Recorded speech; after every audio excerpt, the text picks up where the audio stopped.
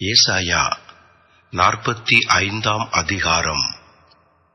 கர்த்தராகிய நான் அபிஷேகம் பண்ணின கோரேசுக்கு முன்பாக ஜாதிகளை கீழ்ப்படுத்தி ராஜாக்களின் இடைக்கட்டுகளை அவிழ்க்கும் படிக்கும், அவனுக்கு முன்பாக வாசல்கள் பூட்டப்படாதிருக்க கதவுகளை திறந்து வைக்கும் படிக்கும், அவனை பார்த்து அவன் வலது கையை பிடித்து கொண்டு அவனுக்கு சொல்லுகிறதாவது, நான் உனக்கு முன்னே போய் கோணலானவைகளை செவ்வையாக்குவேன். உன்னை பெயர் சொல்லி அழைக்கிற இஸ்ரவேலின் தேவனாகிய கர்த்தர் நானே என்று நீ அறியும்படிக்கு வெண்கல கதவுகளை உடைத்து இருப்பு தாழ்பால்களை முறித்து அந்தகாரத்தில் இருக்கிற பொக்கிஷங்களையும் ஒளி பீடத்தில் இருக்கிற புதையல்களையும் உனக்கு கொடுப்பேன். நான் என் தாசனாகிய யாக்கோபி நிமித்தமும் நான் தெரிந்து கொண்ட இஸ்ரவேலின் நிமித்தமும் நான் உன்னை பெயர் சொல்லி அழைத்து நீ என்னை அறியாதிருந்தும் உனக்கு நாமம் தரித்தேன். நானே கர்த்தர், வேறொருவர் இல்லை.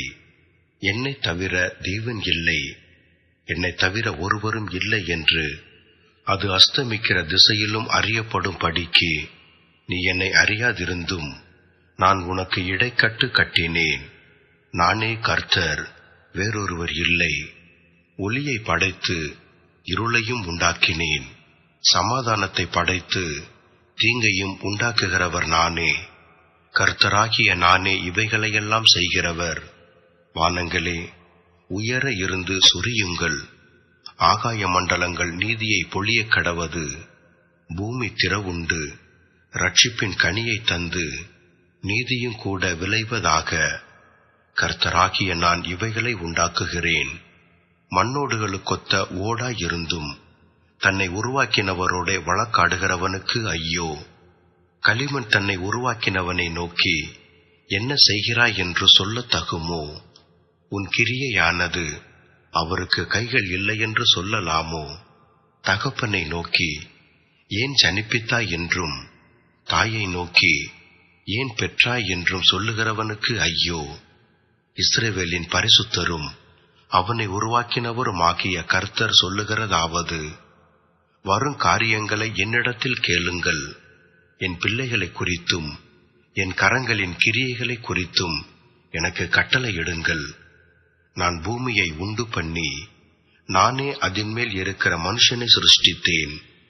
என் கரங்கள் வானங்களை விரித்தன, அவைகளின் சர்வ சேனையையும் நான் கட்டளையிட்டேன். நான் நீதியின்படி அவனை எழுப்பினேன், அவன் வழிகளையெல்லாம் செவ்வைப்படுத்துவேன். அவன் என் நகரத்தை கட்டி சிறைப்பட்டு போன என்னுடையவர்களை கிரயமில்லாமலும் பரிதானமில்லாமலும் விடுதலையாக்குவான் என்று சேனைகளின் கர்த்தர் சொல்லுகிறார். எகிப்தின் சம்பாத்தியமும் எத்தியோப்பியாவின் வர்த்தக லாபமும் நெடி ஆட்களாகிய சபேயரின் வர்த்தக லாபமும் உன்னிடத்திற்கு தாண்டி வந்து உன்னுடையதாகும். அவர்கள் உன் பின்னே சென்று விலங்கிலிடப்பட்டு நடந்து வந்து உன்னுடனே மாத்திரம் தேவன் இருக்கிறார் என்றும் அவரை அல்லாமல் வேறே தேவன் இல்லை என்றும் சொல்லி உன்னை பணிந்து கொண்டு உன்னை நோக்கி விண்ணப்பம் பண்ணுவார்கள் என்று கர்த்தர் சொல்லுகிறார். இஸ்ரவேலின் தேவனும் இரட்சகருமாகிய நீர் மெய்யாகவே உம்மை மறைத்துக் கொண்டிருக்கிற தேவனாய் இருக்கிறீர். விக்கிரகங்களை உண்டு பண்ணுகிற அனைவரும் வெட்கப்பட்டு லட்சையடைந்து ஏகமாய் கலங்கி போவார்கள். இஸ்ரவேலோ கர்த்தராலே நித்திய ரட்சிப்பினால் ரட்சிக்கப்படுவான். நீங்கள் என்றென்றைக்கும் உள்ள சதா காலங்களிலும் வெட்கப்படாமலும் கலங்காமலும் இருப்பீர்கள். வானங்களை சிருஷ்டித்து பூமியையும் வெறுமையாயிருக்க சிருஷ்டியாமல் அதை குடியிருப்புக்காக செய்து படைத்து அதை உருவேற்படுத்தின தேவனாகிய கர்த்தர் சொல்லுகிறதாவது, நானே கர்த்தர், வேறொருவர் இல்லை. நான் அந்தகாரத்திலும் பூமியின் அந்தகாரமான இடத்திலும் பேசினதில்லை. விருதாவாக என்னை தேடுங்கள் என்று நான் யாக்கோபின் சந்ததிக்கு சொன்னதும் இல்லை. நான் நீதியை பேசி யதார்த்தமானவைகளை அறிவிக்கிற கர்த்தர்.